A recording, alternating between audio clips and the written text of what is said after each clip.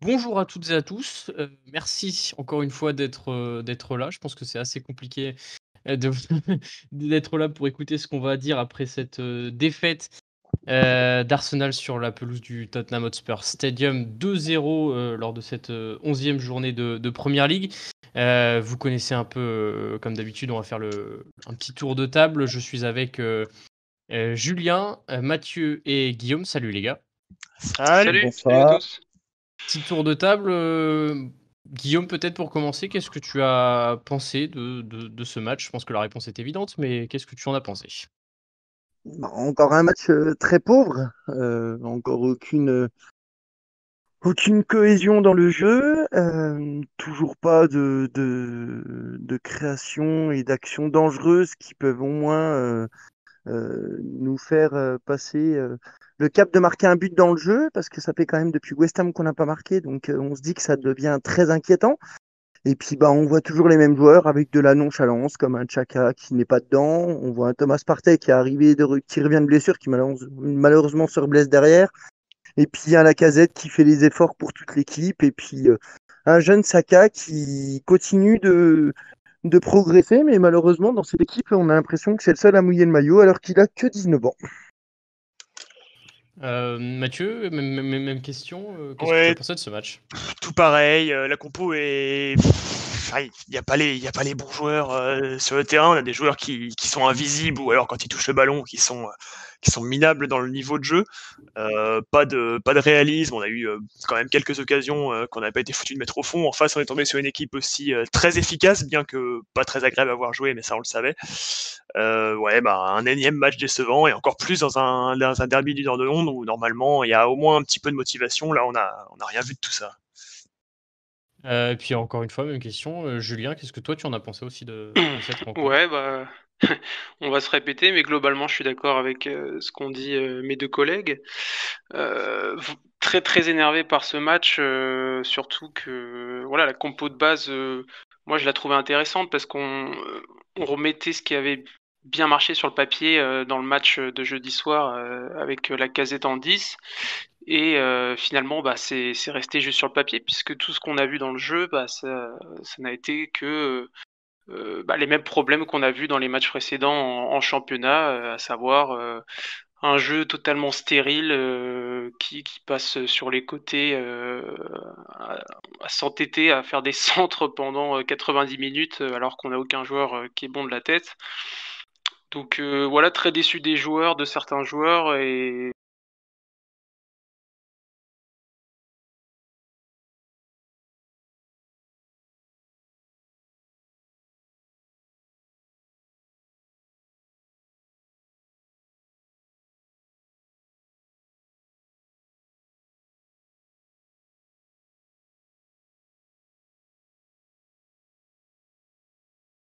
d'Arteta qui a vraiment, j'ai l'impression, à jouer à contre-courant pendant tout le match, à faire des passes, latérales, des passes en arrière, ou alors sinon il n'a opté que pour l'option, Tierney sur le côté gauche, qui débouchait à chaque fois sur un centre, dégagé de la tête par les défenseurs de Tottenham avec une facilité déconcertante. Donc j'ai beaucoup de mal avec Xhaka et puis Holding, mais je pense que d'autres, Mathieu et Guillaume voudront peut-être en parler. Sur Granit Xhaka, est-ce que, on avait quand même loué sa résurrection depuis l'arrivée de Mikel Arteta. Est-ce que vous les Ouais. avez trouvés, notamment sur ce match-là, mais je pense que c'est aussi depuis plusieurs matchs, est-ce que vous avez trouvé, Guillaume et Mathieu, que lui aussi, enfin que comme Julien, que Granit Xhaka était retombé un peu dans ses travers? Oh complètement et puis, en fait, justement, sur un match comme ça, on l'a senti où il était stressé. En fait, dès le début du match, il a fait des erreurs, bêtes et des fautes inutiles. Enfin, c'est quelqu'un qui est, à mon sens, beaucoup trop faible mentalement pour tenir la pression d'un match comme ça. C'est pas dans l'absolu, c'est pas un mauvais joueur, mais il peut pas dès qu'il y a un petit peu d'adversité, dès qu'il y a un match un peu important, il y est pas, quoi et puis, effectivement, on a parlé d'Holding aussi, qui a un niveau plus que limité. On l'a encore vu notamment sur le premier but où il sort à aucun moment sur Son qui lui permet de déclencher une frappe magnifique. C'est deux joueurs qui sont pas au niveau et déjà depuis un moment. Ouais. Ah Sur oui, ce vas-y, Guillaume. en effet, sur Xhaka, comme a dit Matt, c'est dès qu'on arrive dans les matchs à haute intensité où il y a de la pression, il est inexistant. Mais le problème, c'est que on voit qu'il avait perdu quand même un petit peu sa place depuis le début de saison, où on voyait qu'Elneny méritait un peu plus que lui, un peu plus de combativité, un peu plus propre dans les relances. On voyait qu'il allait un peu de l'avant. Chacun, on est malheureusement désabusé de son jeu parce qu'on sait comment il va jouer. C'est toujours par l'arrière et on va prendre le même cas, c'est Ceballos qui, par exemple, lui, touche trop le ballon. Donc malheureusement, ces deux joueurs nous font pas avancer non plus dans notre schéma tactique. Puis oui, Holding, ben, on l'a mis parce qu'on n'avait pas le choix, parce que David Luiz était convalescent suite à sa commotion cérébrale qu'il avait eue contre Wolverhampton. Mais en effet, on est très limité dans ce milieu de terrain. Une fois qu'on a pu nos meilleurs milieux, comme Partey qui peut se projeter avec de l'adversité, où lui, ça peut être un gros match, il rentre dedans quand même, comme on a pu le voir en première période. Mais c'est malheureusement désabusant de voir un jeune joueur comme ça qu'on a ramené à Arsenal, qu'on pensait pouvoir faire progresser et qu'en fait, eh ben, il ne progresse pas. Et j'ai l'impression que depuis qu'il y a eu le problème de son capitanat, justement, la saison dernière avec Emery, en début de saison, que d'ailleurs il a lâché, et je pense qu'il est plus du tout dans l'esprit d'Arsenal. C'est un peu ma vision des choses. Moi, je suis pas trop d'accord avec toi, Guillaume. Enfin, je me permets juste de rebondir parce que, Oui, oui. comme l'a dit Alban tout à l'heure, après le restart, il avait été très bon. Enfin, même depuis entre la période depuis qu'Arteta est arrivé en janvier dernier, vraiment, et après le restart avec Ceballos, son duo marchait bien au milieu de terrain. Mais là, j'ai l'impression qu'il nous refait vraiment le même début de saison que l'an dernier sous Emery, Emery. où il est en dessous de tout et il perd toutes les qualités qu'il a dans son jeu long. Et même dans ses qualités physiques, mine de rien, Mm. au milieu de terrain, il pèse un peu, mais là, quand il va au duel, c'est pour faire faute. Donc Ouais. finalement, ça sert pas à Alors, grand-chose. alors, ouais, pour éviter de trop, on va dire, trop cibler quelques joueurs, même si bon, on a tous envie de le faire, je pense, après ces prestations, je pense que, je sais pas pour vous, mais je pense que le problème est plus collectif et forcément, quand le problème est collectif, au niveau global, toutes les individualités, ressortent et on va dire du côté, toutes les erreurs qu'ils font ressortent et ressortent de plus en plus au fil des matchs forcément qu'on fait. Est-ce que c'est aussi Mhm. un sentiment que vous avez que ce collectif, ne permet plus à nos individualités de s'exprimer pleinement? Bah, justement, le principe du collectif est déjà, risible parce que ça fait maintenant on est à notre 15e match de la saison, quelque chose comme ça et on a toujours pas de plan de jeu, clair. On a des joueurs qui sont là sur le terrain, qui font, un peu ce qu'ils peuvent, qui font chacun des erreurs parce qu'ils sont pas forcément soutenus par leurs collègues, qui se trouvent pas forcément, qui ratent des choses assez évidentes. Mention spéciale à Bellerin qui nous loupe sa 4e touche de la saison. En fait, c'est des individualités qui fonctionnent pas et qui pénalisent le collectif parce que les joueurs on a l'impression qu'ils ont plus confiance les uns envers les autres. Mm. Et du coup, ça fonctionne pas en fait. Il y a pas de joueur qui ressort du lot. Enfin, si, il y en a au moins un ou deux, mais il y a personne qui montre l'exemple. Il y a personne qui alpague les joueurs pour leur montrer le chemin. Il y a pas grand chose. Autant au niveau du coach que des joueurs, j'ai l'impression. Avant de parler de l'individualité qui, je pense, résume parfaitement ce problème collectif, je parle d'Aubameyang, bien évidemment. On va Julien et Guillaume, je voudrais aussi avoir votre avis sur ce collectif qui ne permet pas à nos individualités, comme je le disais, de s'exprimer pleinement. Ouais, en effet, je pense qu'ils se reposent un petit peu trop sur la fin de saison qu'ils ont fait, où la fin de saison, elle est quand même belle pour Arsenal, parce que on gagne quand même le titre de FA Cup contre Manchester City, et on gagne le Community Shield contre Liverpool, donc je pense qu'ils se sont peut-être C'était vus un contre petit Chelsea, il me peu... semble. Chelsea, Euh, ouais. City, c'est la Chelsea, demi-finale. pardon. Pas Ouais, de c'est ça. souci, vas-y, continue. Et donc, tout compte fait, en fait, je pense qu'ils se sont un peu trop reposés sur les lauriers en disant ça a fonctionné, bon, on va continuer comme ça. Sauf que j'ai l'impression que toutes les équipes se sont un petit peu adaptées, ont un peu remis de l'eau dans leur vin. On voyait que Tottenham revient un peu mieux, les Manchester United aussi, même si c'est pas encore glorieux, mais au moins ils arrivent à avoir une cohésion d'équipe, pardon. Et le problème, c'est qu'on a aussi normalement un capitaine sur un terrain. Sauf que le capitaine, il est inexistant aujourd'hui. Le capitaine, c'est le mec qui doit être là pour remobiliser les troupes. On prend un but, bah voilà, au moins de parler à ses partenaires, les bouger, les secouer. Et non, et en fait, ce capitaine, bah, il regarde les yeux au ciel et puis il se dit, bah, je vais attendre que ça passe, quoi. Donc, je pense que là aussi, il y a un problème De dans cette équipe, leadership, c'est qu'on ouais. n'a pas un vrai leadership. Aujourd'hui, le seul leadership qu'on peut avoir, c'est David Luiz. Sauf que David Luiz, ben, on sait qu'il se fait un peu vieillissant et qu'on ne peut pas reposer sur lui pour des années. Donc à un moment, il va falloir que Arteta mette vraiment les choses au clair. A priori, il l'a fait cette semaine avec le groupe, mais bon, est-ce que ça va fonctionner maintenant? Mais on attend les résultats aujourd'hui. On peut plus se permettre de laisser encore un petit peu de crédibilité parce qu'on en a trop laissé depuis le début de saison et on a trop perdu de points inutiles. Après, je pense que aujourd'hui, en tout cas, depuis quelques semaines, on critique forcément beaucoup tout ce qui se passe sur le terrain parce que les joueurs ne nous donnent pas Mm. satisfaction et voilà. Mais c'est ce que disait Arteta aussi en conférence de presse, c'est que quand tout va bien, tout est parfait, on va dire. Tout le monde est derrière l'équipe, tout va bien. La personnalité d'Aubameyang ressort comme un modèle de leadership parce qu'il est tout le temps content, il est tout le temps pote avec tout le monde. Et là, d'un seul coup, quand tout va mal, on se dit aussi peut-être qu'Aubameyang n'est pas la bonne personne. C'est quoi un peu pour vous, comment est-ce qu'on peut trouver le juste milieu entre euh, entre un Arsenal où tout va bien et Arsenal où tout va mal en ce moment, qui est encore une fois résumé par peut-être la personnalité d'Aubameyang où c'est tout ou rien, quoi. Comment est-ce qu'on peut trouver ce juste milieu et trouver les solutions pour que cette équipe avance, alors qu'on est quand même qu'est-ce que j'avais noté? On est quand même 15e avec 13 points après la 11e journée. Comment est-ce qu'on peut trouver ces solutions et comment Mikel Arteta peut trouver ces solutions pour vous? Bah, c'est vrai que là, on est dans une phase qui est assez compliquée parce que, comme l'a dit Guillaume, c'est vrai que la fin de saison dernière était très bonne et on avait un plan de jeu qui était clair euh, du début à la fin de chaque match et les individualités étaient au rendez-vous et notamment Aubameyang qui marquait à chaque opportunité. Là, on a vu en début de saison que ce système avait ses limites et donc là, depuis la trêve, Arteta essaye de trouver des solutions, de chercher un nouveau système et des joueurs à différentes positions pour essayer notamment pardon, je vais y arriver, de répondre aux problèmes offensifs qu'on a depuis le début de saison. Et bah, pour l'instant, il faut se dire qu'il a pas réussi à résoudre ce problème. Emery avait eu un peu les mêmes soucis l'année dernière.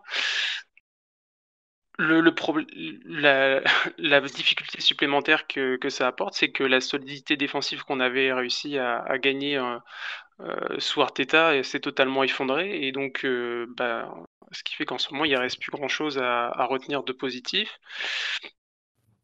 Personnellement, je pensais que le match de jeudi soir allait nous servir pour la suite des événements. Et bon, bah, force est de constater qu'on tombe toujours dans les mêmes pièges en championnat et qu'on sortait toujours dans les mêmes plans qui ne fonctionnent pas. On va revenir sur ce point sur les jeunes plus tard parce que je pense que c'est aussi intéressant de parler au point où on en est. Est-ce qu'il vaut mieux faire jouer les jeunes et puis voir ce qui se passe après? Mais plutôt pour revenir un peu sur le match de Tottenham et puis sur le match d'Arsenal et sur notre dynamique actuelle. On a vu aussi l'année dernière que quand Mourinho est arrivé à Tottenham, on se foutait tous de la gueule de Tottenham parce qu'il jouait vraiment mal, ça allait pas bien. Et aujourd'hui, Tottenham est leader de Première Ligue. Bon, ils ont un plan de jeu bien défini, mais on connaît Mourinho pour ça. Est-ce que il faut pas aussi passer par là avec Mikel Arteta, qui est un très jeune entraîneur, faut aussi le rappeler, de passer par ces moments de doute, on va dire où le jeu est vraiment pas bon, les résultats sont pas bons, heu, pour renaître, on va dire et pour, on va dire, solidifier ce groupe, qui pour l'instant apparaît vraiment, très, très fragile. Est-ce qu'il faut passer par des moments comme ce qu'on est en train de vivre actuellement? Bah, je pense que le problème d'Arteta, c'est il s'entête dans des modes de jeu, dans des façons de jouer qu'il a envie d'appliquer et pour lesquels il n'a pas forcément les bons joueurs. On a vu aujourd'hui qu'on a eu 44 centres, je crois que c'est ça la stat. Combien ont été dangereux? Vraiment pas beaucoup. Il y a vraiment des plans de jeu qui sont soit trop simples, soit qui ne fonctionnent pas tout simplement. Et je pense qu'il faut qu'il apprenne à jouer mieux avec les joueurs qu'il a sous la main et leur faire utiliser leur capacité, pardon, je vais y arriver, correctement. On voit bien, je prends notamment un Willian on sait tous que c'est pas un mauvais joueur, mais là, depuis qu'il est arrivé chez nous, il est coincé sur un côté et il a pas l'air d'être incisif. Donc, est-ce qu'il faut pas mieux l'utiliser ailleurs ou lui demander autre chose? Je sais pas. Et la deuxième chose sur Arteta, c'est que j'ai l'impression qu'il est très borné dans ce qu'il fait et qu'il essaye pas non plus grand chose, notamment sur les choix des joueurs. On voit notamment Willian qui sur la feuille de match, match après match, alors qu'il est vraiment en dessous. Je trouve Arteta un peu borné. J'espère que ça va changer parce que les résultats ne parlent pas pour lui. À voir. Ouais, Vas-y, Guillaume. en effet, je suis d'accord avec ce que tu dis, Max. Après, je voudrais revenir sur Mourinho quand il a repris l'équipe. Après, quand il reprend une équipe de Tottenham, Mourinho, même si elle n'était pas non plus flamboyante, ils ont quand même des joueurs comme Kane, Son, un pilier comme Lloris, avec un défenseur comme Alderweireld. Ils avaient quand même, si tu veux, une colonne vertébrale qu'ils avaient continué à garder. Après, cette colonne vertébrale, je pense qu'ils ont voulu automatiquement mettre les compléments qui allaient avec. Et donc, c'est pour ça qu'aujourd'hui, Tottenham est comme ça. Et le problème, c'est on a filé à Arteta, malheureusement, je veux pas dire un cadeau empoisonné, mais un petit peu parce que on a vu que Chaka était en perdition à ce moment-là. Pépé, il avait rien montré de la saison. Lacazette, il était beaucoup critiqué quand il marquait pas. Voilà, je pense qu'on lui a filé un petit peu ça et malheureusement, il est passé aussi de City, adjoint à City. Il avait des De Bruyne, des mecs qui savaient jouer au ballon et qui avaient beaucoup plus de ballons que nous. Et je pense qu'il a voulu essayer de reproduire son système. Aujourd'hui, on sait qu'Arsenal, ils ont recruté Partey, mais il veut peut-être ses joueurs à lui et pour l'instant, c'est peut-être pas possible. Alors, il essaye de changer de système à chaque fois en se disant, je vais peut-être trouver un système, mais en fait, on voit que ça marche pas.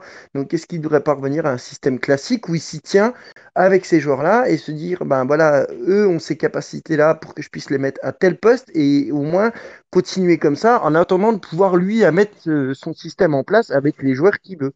Mais je pense qu'en effet, il fait pas il fait pas les bons choix parce qu'il change tout le temps de tactique et je pense que les joueurs sont un peu perdus aussi là-dessus à un moment. Donc c'est compliqué pour les joueurs et aussi pour Arteta dans ce contexte-là.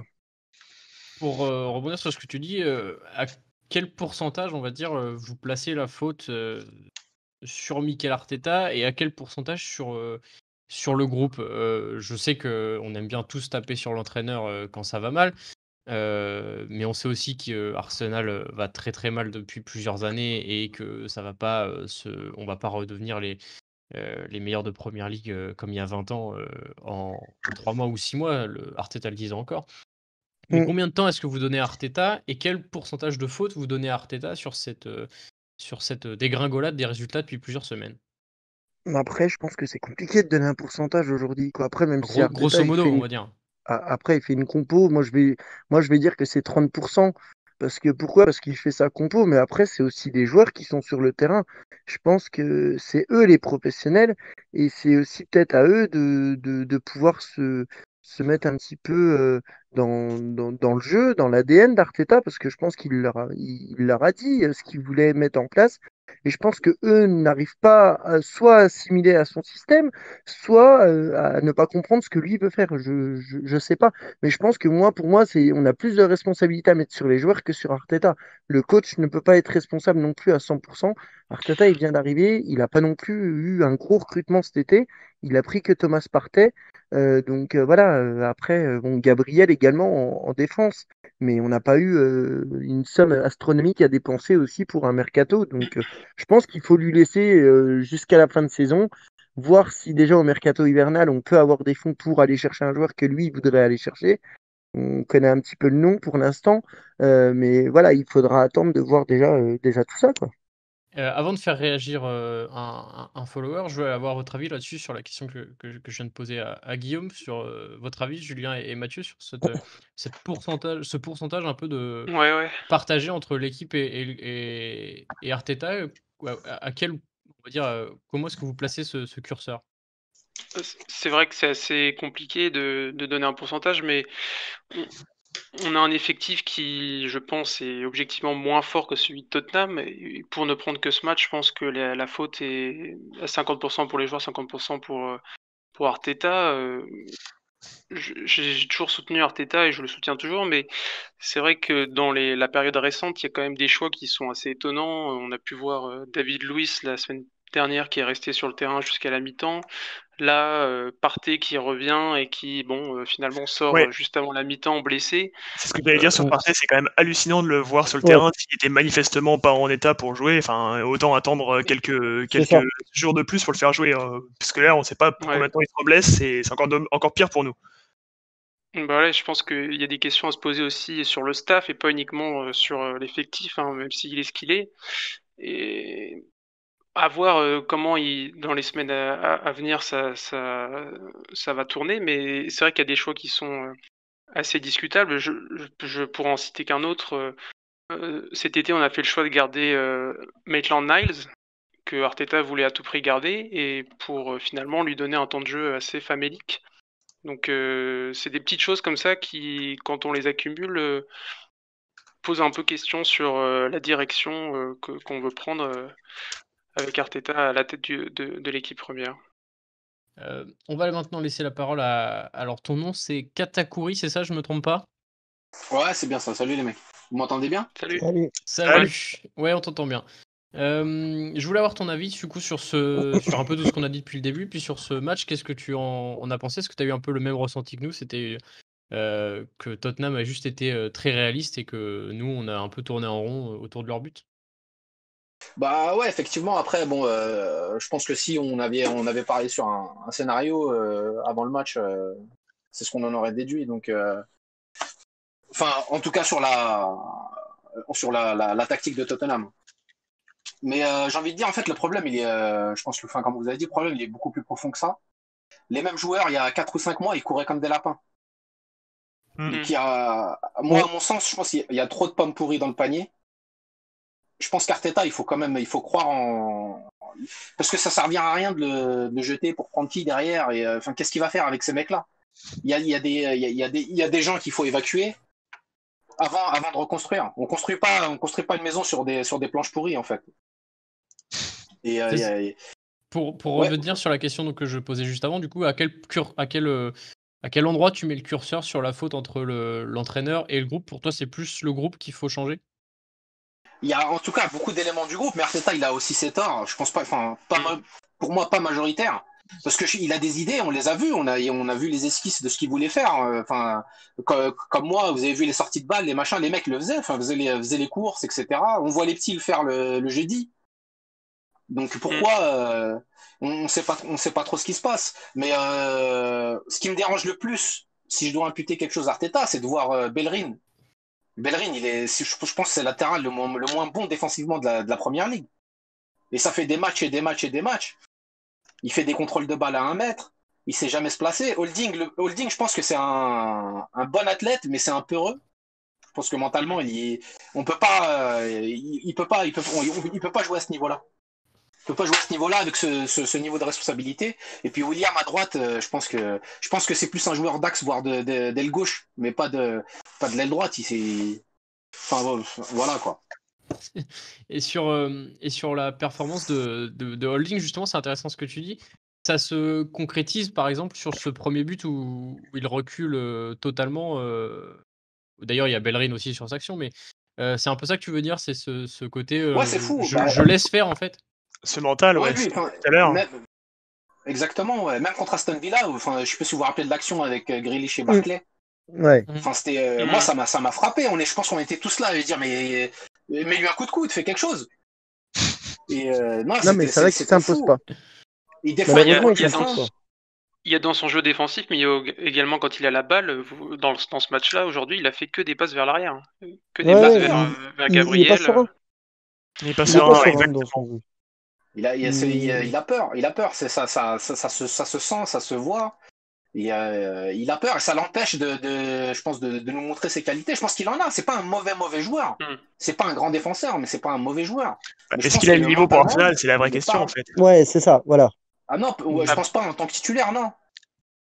Après, le problème qu'on a, comme d'habitude, c'est qu'on est censé avoir des joueurs cadres, mais qui ne répondent jamais présents. Donc, au final, Exactement. C'est pour ça. personne ne tient la baraque. Et c'est...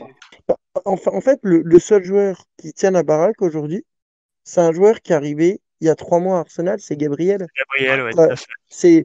Aujourd'hui, on se dit en fait, on mise sur quoi Arsenal? Un Saka qui a 19 ans, un Gabriel qui vient d'arriver à Arsenal il y a 3 mois. Et c'est là où on se pose des questions en fait. C'est qu'on se dit, on compte sur ces joueurs-là pour essayer de nous aider dans ce match. Sur Parce 3 qu'on sait joueurs. que Gabriel, Si j'avais voilà, rajouté.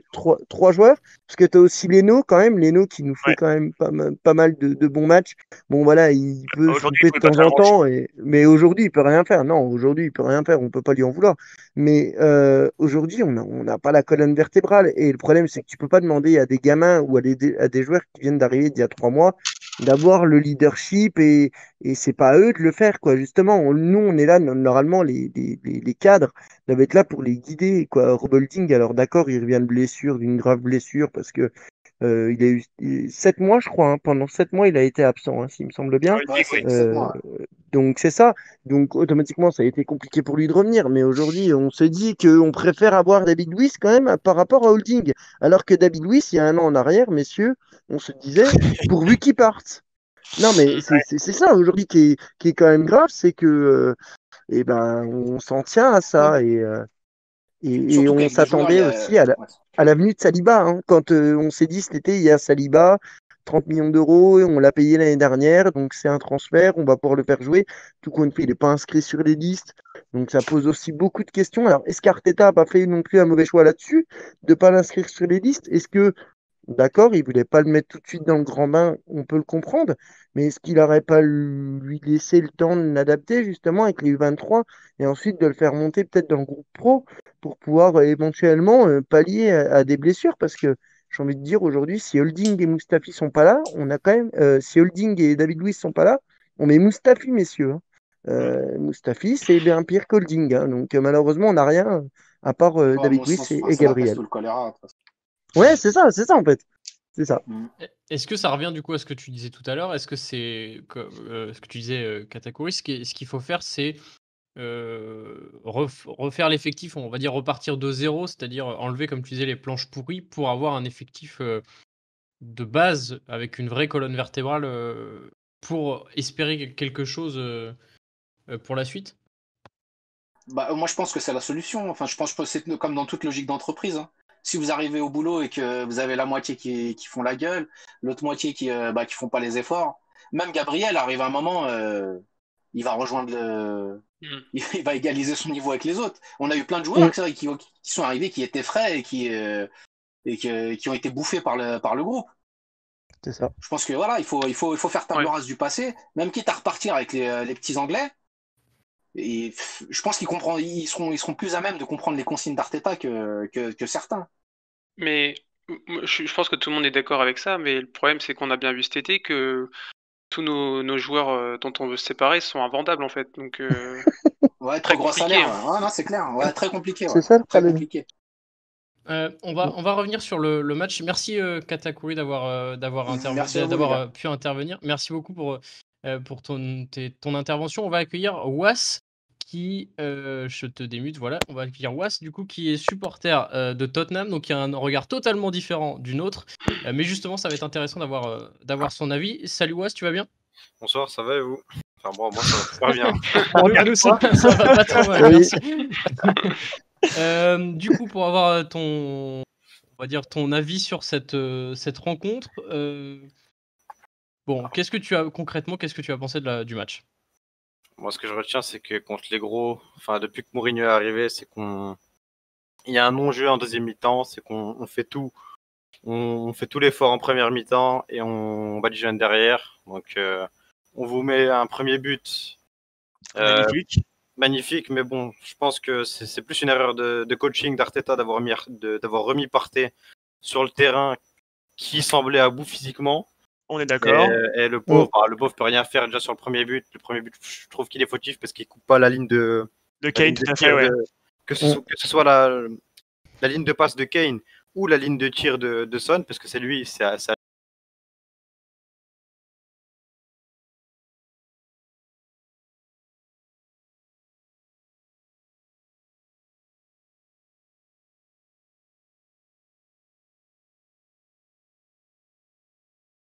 lui d'être dans l'axe. Ouais. Vu que Holding, et j'ai l'impression que c'est pas que le message d'Arteta ne passe pas, c'est que il y a un problème de motivation. Ouais, on a aussi l'impression qu'ils sont à chez bout vous. mentalement aussi, qu'il y a un problème. Mm. Et le fait de pas mettre Mesut Özil, qui est le seul, bah, malheureusement c'est le seul. Même s'il était présent en match sur 5, je pense que ça pourrait faire du bien à Arsenal parce que vous avez déjà les joueurs, quoi. mais- Sur le match en lui-même, en tout cas moi devant ma télé, j'avais vraiment l'impression d'avoir une équipe de Tottenham qui savait exactement ce qu'elle devait faire et parce que Mourinho sait gagner contre Arsenal malheureusement pour nous. Et Ça. d'un autre côté, une équipe d'Arsenal qui tournait autour de votre surface en lançant des centres sur Alderweireld et d'ailleurs qui se sont fait un plaisir de les repousser. Est-ce que, concrètement, nous on a eu aucune. On savait qu'on allait perdre ce match presque dès le début. Moi, dès qu'ils ont mis le premier but, j'avais un peu cette peur. Est-ce que vous avez eu peur ou vous vous êtes dit, bon, voilà, il va rien se passer au cours de la deuxième période et au cours de la première non plus. Est-ce qu'Arsenal va pas revenir? Honnêtement, on a déjà vu le même système contre City. Le match s'est passé de la façon dont on le voulait. Contre United, c'était pareil. Contre Chelsea, c'était rigoureux derrière. Et une fois qu'on vous met le but, c'est fini. Après, il y a eu vous avez eu des occasions derrière. C'est que t'as Serge Aurier qui dévie pour moi la seule vraie occasion du match d'Arsenal. Ou Lacazette, si je pense qu'il met la tête, c'est but. Mais Aubameyang inexistant, il était fantomatique. Il y avait que Lacazette. Il y avait que Lacazette chez vous et Lacazette peut pas faire le travail tout seul pendant 90 minutes malheureusement. Justement, on n'avait pas encore parlé d'Alexandre Lacazette. Les gars, Guillaume, Mathieu et Julien, qu'est-ce que vous avez pensé de son match à Alexandre Lacazette qui paraissait, comme tu l'as dit, Was, un peu tout seul? Eh ben, ouais, Oui. bon match, ouais. Je te laisse, vas-y, Guillaume. Oui, en effet, merci Matt. En effet, oui, Lacazette, bon match parce que c'est le seul à faire les efforts défensifs et offensifs. Il va gratter quand même beaucoup de ballons encore aujourd'hui dans les pieds de Tottenham. C'est incroyable la combativité qu'il a. Et tu sens que malheureusement, quand Lacazette il décroche, Aubameyang, il est censé quand même au moins prendre la pointe à ce moment-là. Et en fait, Aubameyang ne le fait pas. Il reste sur son couloir gauche. Et à un moment, Lacazette, il peut pas être non plus redescendre pour aller permettre de créer un petit peu d'espace. Pour le centre de Bellerin, par exemple, et ben on voit que c'est Lacazette qui décroche, qui va jouer avec Willian. Et derrière, Bellerin, il centre. Bah ouais, mais Lacazette, il peut pas être là. Il peut pas être à deux endroits en même temps. Et en même temps, il est tout seul dans cette équipe. Donc ça a été compliqué pour lui. On lui a beaucoup tapé dessus parce qu'il marquait pas. Mais en attendant, aujourd'hui, c'est le seul à se battre pour cette équipe. Et je pense que à force, il va s'épuiser comme les autres. Et puis, il va arriver à un point où il ne courra plus. Je peux rebondir sur ce que tu as dit, Guillaume. Ouais, Lacazette a fait un bon match comme jeudi en Ligue Europa. Sauf que la différence, c'est que jeudi, à côté de lui, il avait des mecs qui couraient, Nelson et Pépé qui faisaient des appels dans le dos. Là, il n'y C'est avait ça, rien en c'est fait. ça. Donc, il peut rien faire. Bah ouais, c'est ça le problème en fait, c'est que on voit qu'en Europa League ça fonctionne parce qu'il a des petits jeunes qui trottent comme Nelson et Pepe en même temps comme tu l'as dit et il n'est pas obligé de redescendre aussi bas si tu veux. T'as l'impression qu'il redescend un peu moins alors que quand on est en championnat avec le même 11, il est toujours obligé de redescendre parce que personne fait les efforts justement. Alors qu'en Europa League, bah, les jeunes le font automatiquement. Donc peut-être là est le problème aussi. Was, j'aimerais bien avoir ton avis. On a eu un peu ce débat avant que tu arrives sur le fait à qui la faute, on va dire. Est-ce Arteta qui a perdu son vestiaire, qui fait les mauvais choix et c'est totalement toute sa faute? Ou est-ce que c'est une faute partagée un peu à 50-50 dans ce vestiaire? Quand tu revois cette équipe d'Arsenal, qu'est-ce que tu en penses? Sachant que quand Pochettino est parti et que Mourinho est arrivé, c'était aussi un peu compliqué. Il y a aussi eu ce débat-là. Qu'est-ce que tu en penses, toi, quand tu vois cette équipe après ce match d'aujourd'hui complètement raté? Pour moi, il y a une part de responsabilité de la part du board d'Arsenal de ne pas mettre un gros nom derrière l'équipe d'Arsenal pendant une période de transition. Parce que malheureusement, Arteta, c'est un jeune coach. Il a l'appui du club, mais son expérience en tant qu'entraîneur, elle est minime. Il a été adjoint de Guardiola à Manchester City, mais voilà. Les choix d'Arteta ont été mauvais parce que il y a eu une déclaration la semaine dernière contre Wolverhampton, si je dis pas de conneries, qui disait que il devait continuer de centrer. Oui, Et à force de centrer, on marquerait. Oui. La semaine dernière, c'est quoi? C'est une vingtaine ou une trentaine de centres pour Et là, un il y en a but. 44. Et là, il y en a eu je sais pas combien pour aucun but. 44. Donc, 44. et comme je l'ai dit aussi, c'est le fait de titulariser Partey. Alors, enfin, il semblait vraiment à bout physiquement. Donc, Et sur le, on va dire au niveau du temps que tu lui accorderais, sachant que vous, Mourinho, ça fait aussi à peu près, ça fait même plus d'1 an maintenant qu'il est à Tottenham, si je dis pas de bêtises. Quand Mourinho est arrivé aussi, et toute la saison dernière, c'était assez compliqué pour vous dans le jeu, dans les résultats. Ouais. Là, cette année, c'est quand même, vous êtes leader de Premier League, donc ça veut dire qu'il y a quelque chose qui fonctionne. Mais c'est aussi une question de laisser le temps à l'entraîneur. Il y a aussi ça, ce côté. Laissons le temps à l'entraîneur de mettre en place son système. Sauf qu'avec le restart le niveau de jeu que vous avez eu pendant le restart, donc votre fin de saison dernière était très bonne. Et le fait de repartir comme ça en début de saison, en perdant Lucas Torreira pour récupérer Thomas Partey. Enfin, moi déjà rien que Lucas Torreira, je pense qu'il vous aurait fait du bien dans ce genre de match ou en général. Et merci que j'en étais. Au niveau du fond de jeu, c'est que c'est pas. Sur la transition avec l'entraîneur, le fait d'avoir une bonne fin de saison et une mauvaise début de saison. C'est hyper contrasté. Et je comprends pas d'où ça sort en fait. C'est que l'an dernier, j'ai beau supporter Tottenham, Arsenal, ça jouait bien en fin de saison. Vous avez gratté des places en championnat. Nous, on a dû laisser du temps à Mourinho parce que Mourinho, ça reste Mourinho. Mourinho, il a toujours prouvé. On connaît tous la fameuse deuxième saison de Mourinho où il part au minimum avec un trophée. Sauf qu'Arteta, c'est un jeune entraîneur. Il a jamais rien prouvé, entre guillemets. Et je pense pas que ce soit ce qu'Arsenal ait besoin actuellement, en tout cas. Est-ce que par exemple, justement, pour finir sur ce que tu disais, c'est alors on soutient tous Arteta, on veut tous lui donner du temps, mais c'est vrai que les résultats sont pas exceptionnels, voire sont les pires depuis le début de la 81. depuis 81, voilà, c'est ça, et puis depuis l'existence de la Première Ligue.